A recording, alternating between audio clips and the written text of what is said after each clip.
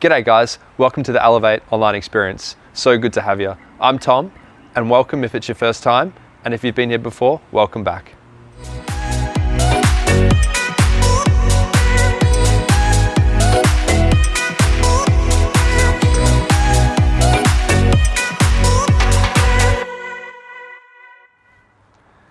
If you've been enjoying our content so far, feel free to give us a like, a subscribe, or a share. Today's awesome music is brought to us by Community Church and our own Elevate Church.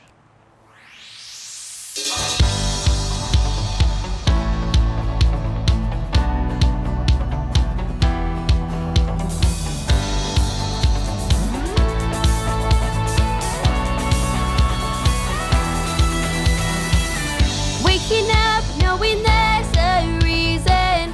All my dreams come alive. Life is for living. With you, I made my decision. You lift me up, fill my eyes with wonder.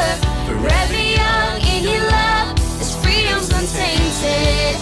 With you, no moment is wasted. See the sun now bursting through the clouds, black and white.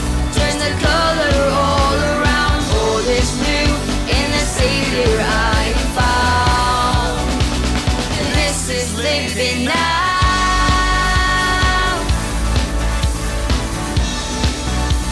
This is living now.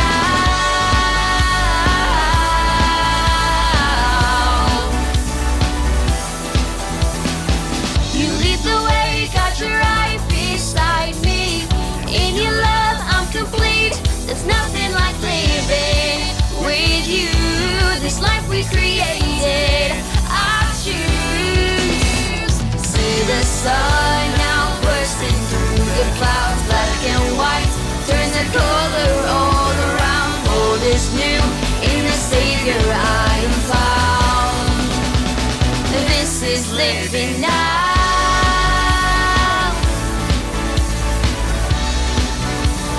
This is living now.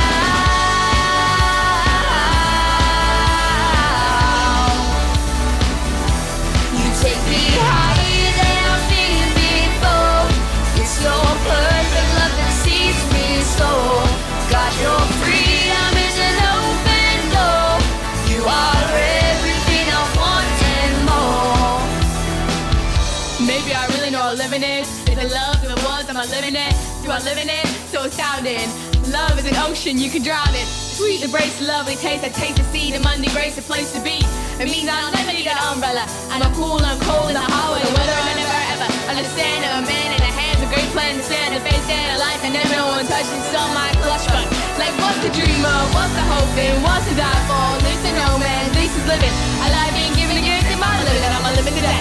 So what's the dream of? What's the hope in? What's the die for? Live to know, man, this is living. A life being given a gift in my living. This is living now.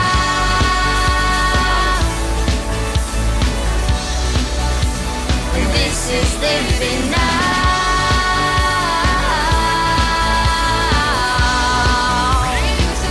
You take me higher than I've been before. It's your perfect love that sees me soar. God, your freedom is an open door. You are everything I want and more.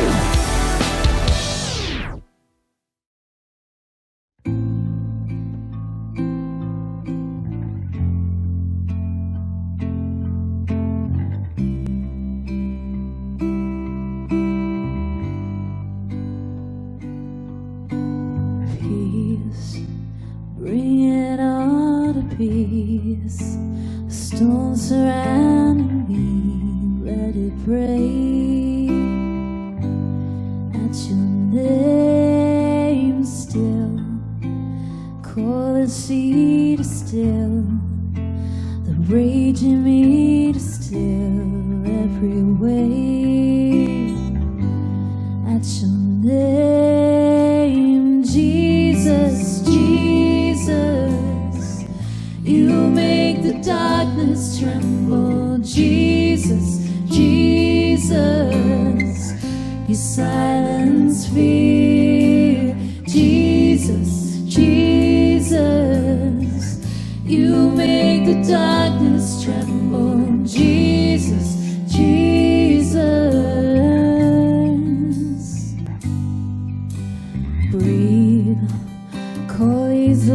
bones to live.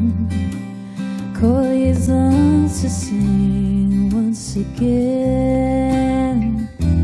I will praise, breathe. Call these bones to live. Call these lungs to sing once again. I will praise Jesus, Jesus. You make the darkness tremble. Jesus, Jesus. You silence fear. Jesus, Jesus. You make the darkness tremble. Jesus, Jesus. And Jesus, Jesus. You make the darkness tremble. Jesus, Jesus. You silence fear. Jesus, Jesus. You make the darkness tremble. Jesus, Jesus. Your name is a light that the shadows can't deny. Your name cannot be overcome. Your name is a light forever lifted high. Your name cannot be overcome. Your name is a light that the shadows can't deny. Your name cannot be overcome. Your name is a light forever lifted high. Your name cannot be overcome. And Jesus, Jesus, you make the darkness tremble. Jesus, Jesus, you silence fear. Jesus, Jesus, you make the darkness tremble. Jesus, Jesus. And Jesus, Jesus, you make the darkness tremble. Jesus, Jesus, you silence fear. Jesus, Jesus, you make the darkness tremble. Jesus, Jesus.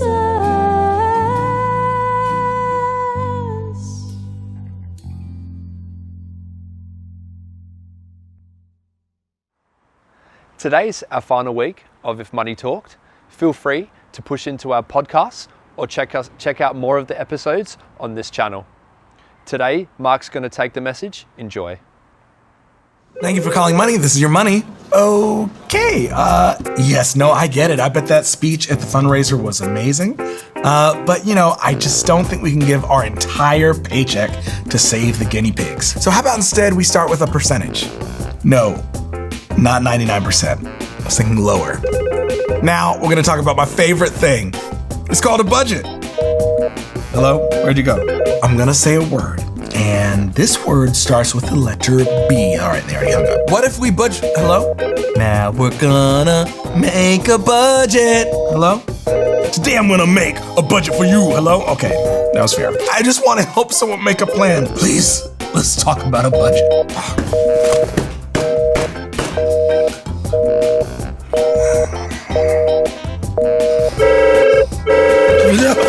Money, what's your emergency? Mom, I told you not to call me on this line. It's very important work that I'm trying to do here. Yeah, Mom, what joke was it? That is a good one. Dad, you hear this joke from Mom? Yeah, Mom, tell her. Hey, Money, this is me. I'm Money. Hello, how can I help you? Yes, I can hear that you are very frustrated. Well, I don't have the authority to spend myself, but I can help you figure out who has been spending me. Are we sure that it wasn't you, though? Okay, all right. We can look at the statement if you want to. Yeah, on page 12. That is how much interest you are paying on your credit card every month. I did not sign us up for that deal. That was not me. Okay, so you've already bought it. Oh, so now you want to figure out how to pay for it. Okay. Well, it'd be really nice if we had these conversations before you made the purchase. Thank you for calling Money. Karen, I'm so glad that you called again. Now we can finally put together a plan. I don't think I sound like your father. Well, your father sounds like a very nice and intelligent man, and maybe you should listen to both of us more. Oh, Karen, that is some very saucy language. I meant that as a compliment. You know what? Okay, I'm getting a call. I'm gonna have to put a hold on this. Hello, Money. What's your emergency? Karen, just because you call me on a different line isn't gonna lead to a different result. I am not yelling. I just need you to listen to me. Thought we were going steady. Well, hey there to our Elevate family all around the world. Great to have you joining us here today for what is the third and final installment of our series, If Money Talked. We launched this series, week 1, with a message that we called You Assume, Consume, ?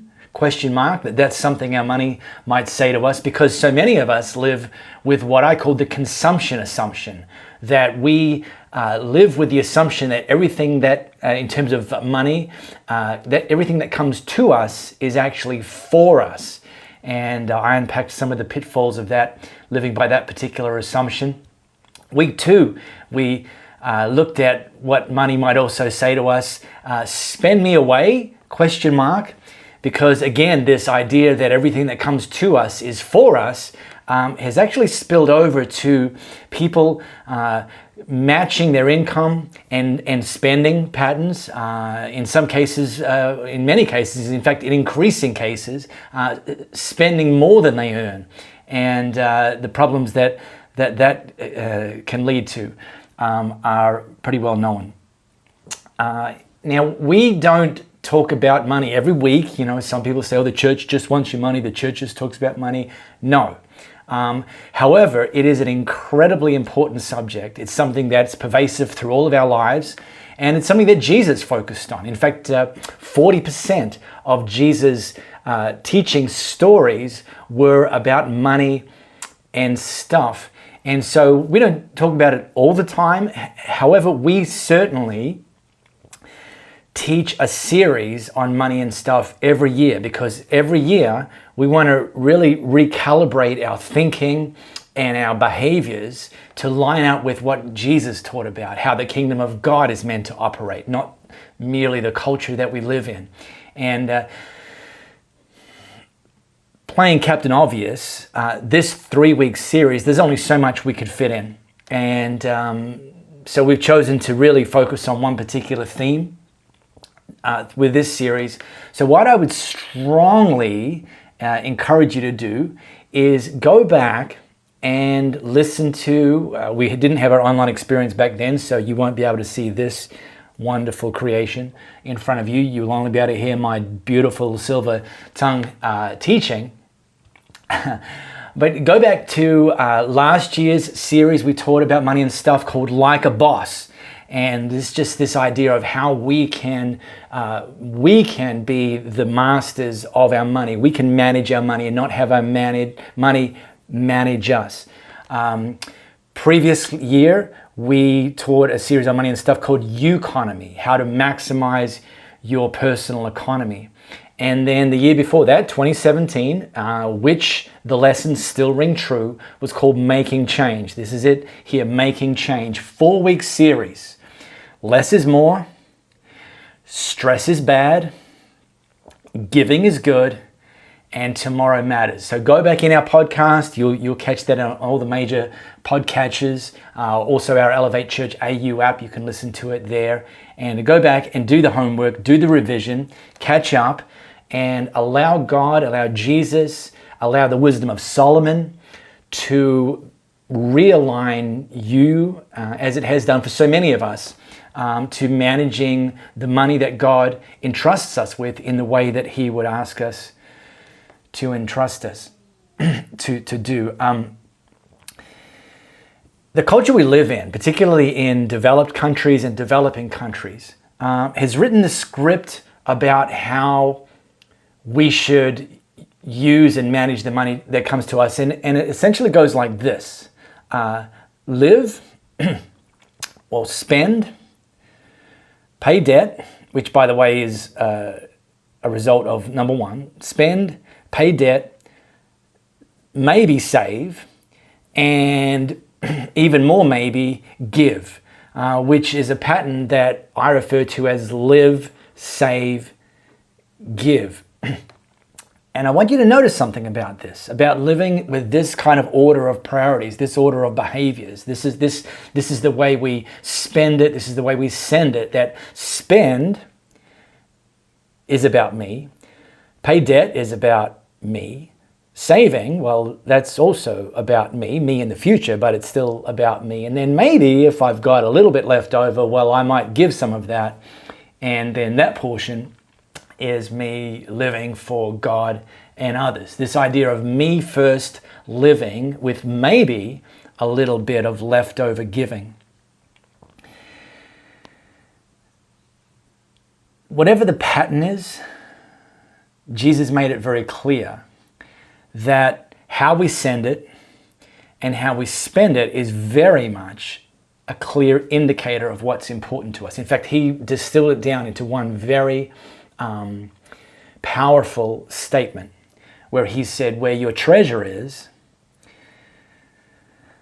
there your heart will be also. So you can find out what's important to somebody by looking at their calendar and their bank statement. Because what's important to us, we spend time on. What's important to us, we spend money on. And so it's not our Bible and necessarily that will determine or demonstrate to others what's important to us. It's our calendar and our bank statement. And Jesus didn't say this to shame us. Instead, He just wanted to make sure we understand that our money's direction is a sign of our affection.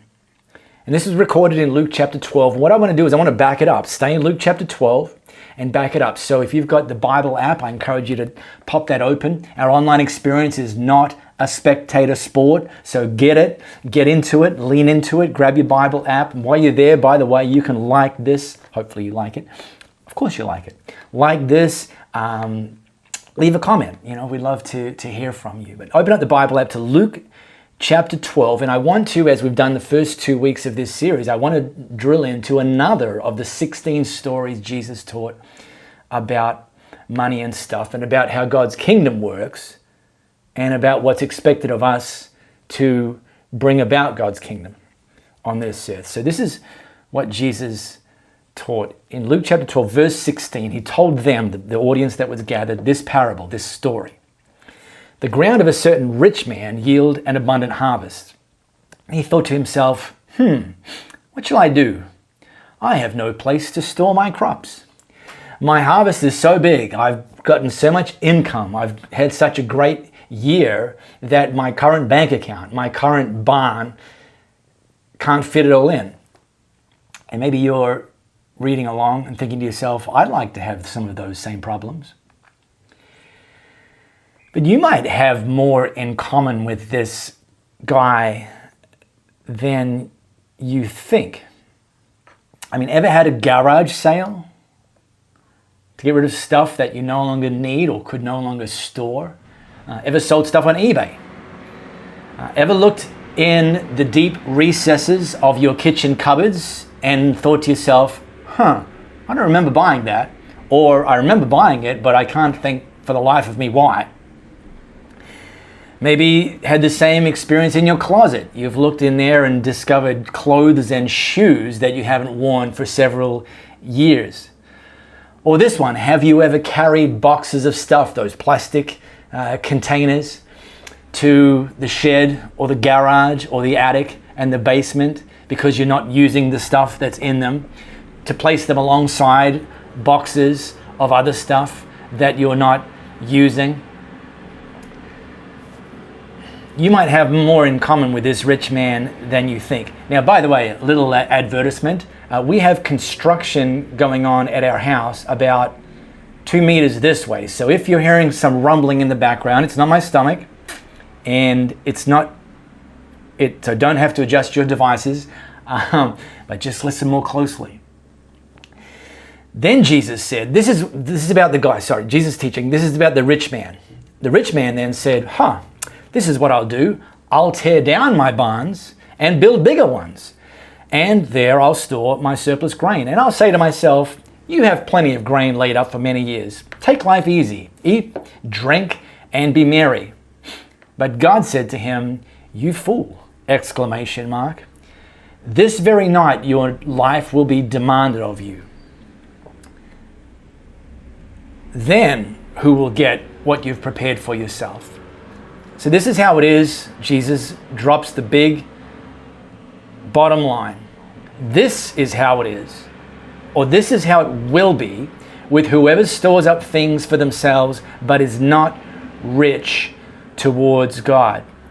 And so I would put it to you that Jesus' big idea, whilst we live in a culture that teaches live, maybe save, maybe give, that Jesus would actually want us to flip the script, that Jesus actually teaches us to flip the script. And my best understanding of what this boils down to, and what Louisa and I have been doing for many, many years, and what we've been teaching at Elevate Church for many, many years, it's what we use and recommend, what we do and recommend people do, is instead of live, save, give, that we would flip the script and instead live as this way: give, save, live. And then that's what this looks like. Give is about God and others. Save, well, that's about you. And live, well, that's also about you. So no need to panic. I mean, if you've made it this far into our online experience, keep listening. You don't have to tune it out, because Jesus isn't telling you that you shouldn't be on the list. He's just saying you're not first. And it's like, well, that doesn't sound like fun to me. Well, let me explain it just a little bit more clearly. Jesus also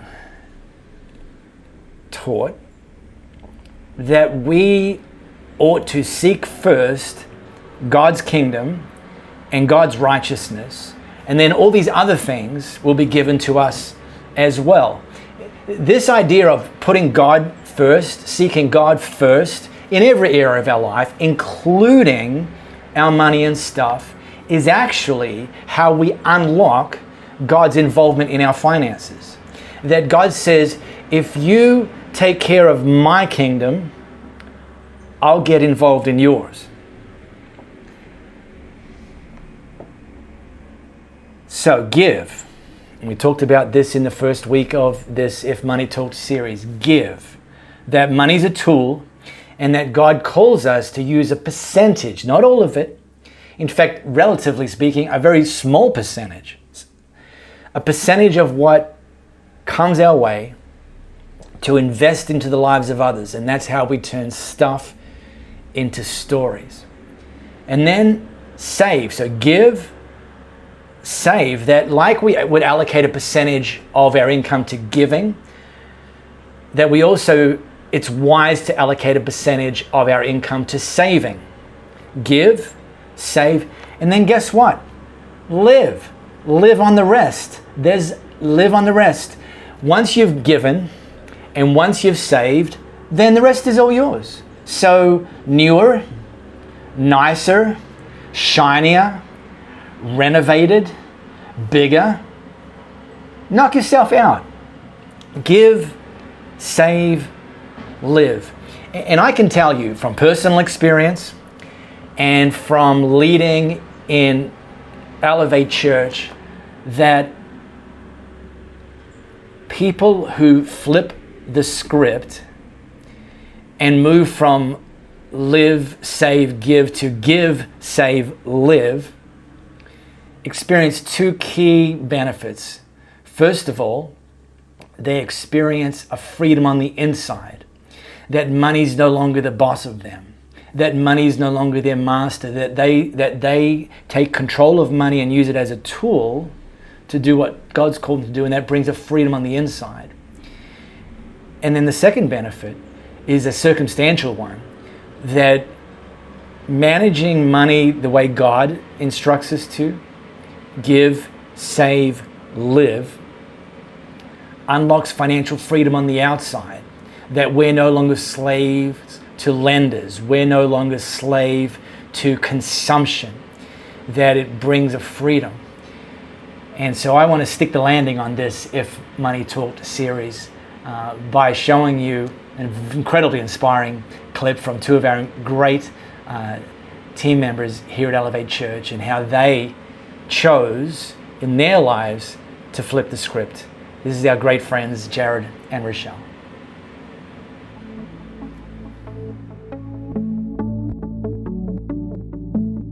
I remember there was a point in time I was having a conversation with a good friend of both Rochelle and I about mission work, and they're very involved in the groundwork of mission work, in getting out there and going to the poorest countries and helping people on the ground. But this friend, she sort of made it very clear to us that God doesn't call everyone to do that, and the people that are out there in the field, they need people like us behind, financially secure, to be able to support them in the work that they do. That's just as important, and we really felt together that that's what who God called us to be.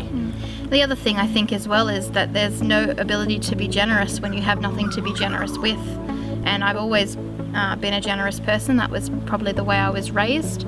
My parents worked for a mission organisation, and they lived on the donations of others. I got to see firsthand how God provides when you trust Him, and how God uses people to be generous. And that was how I always wanted to be. But it got to the point where we weren't able to do that because we just didn't have the resources, and that was something that was truly heartbreaking for me.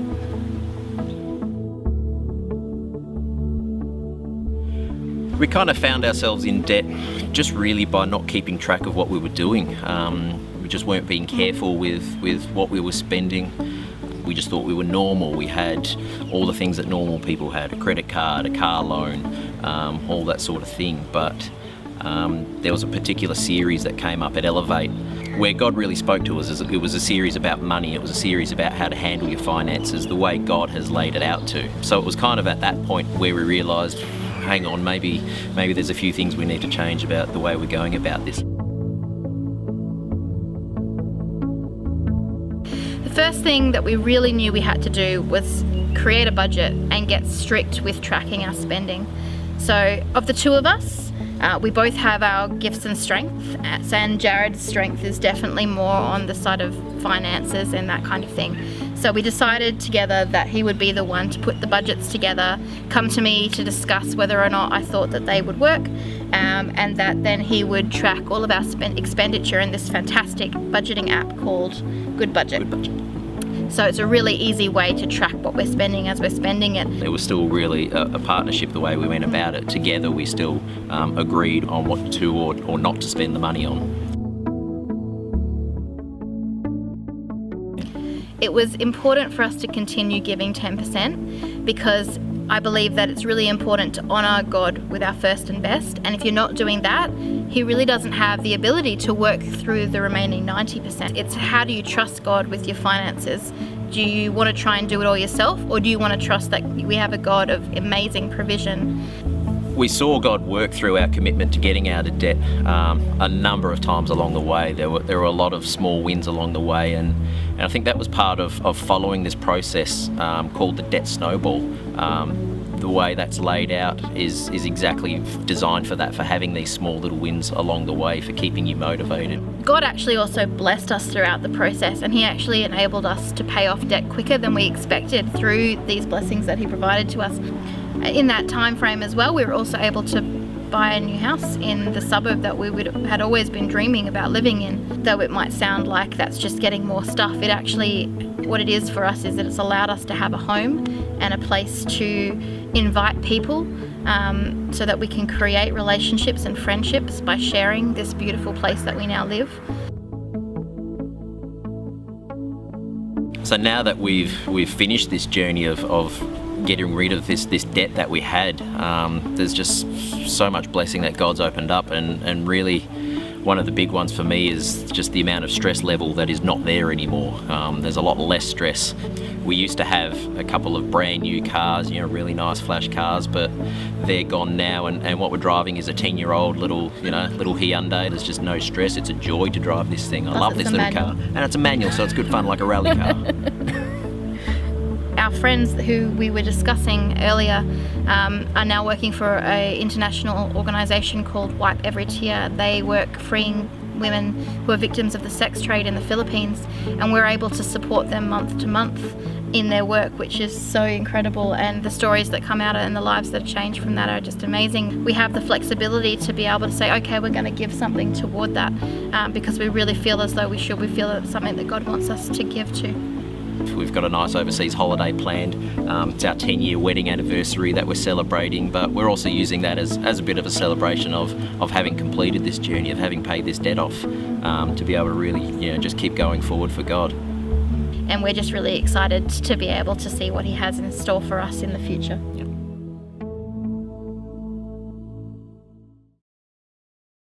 Such an awesome and inspiring message from the Beanies. I love the way that they really put their confidence in God's provision. If you'd like to put your confidence in God's provision, the ways to give can be found below. Thanks so much for joining us today, guys. We'd love to have you next week. Go on and have a blessed and peaceful week.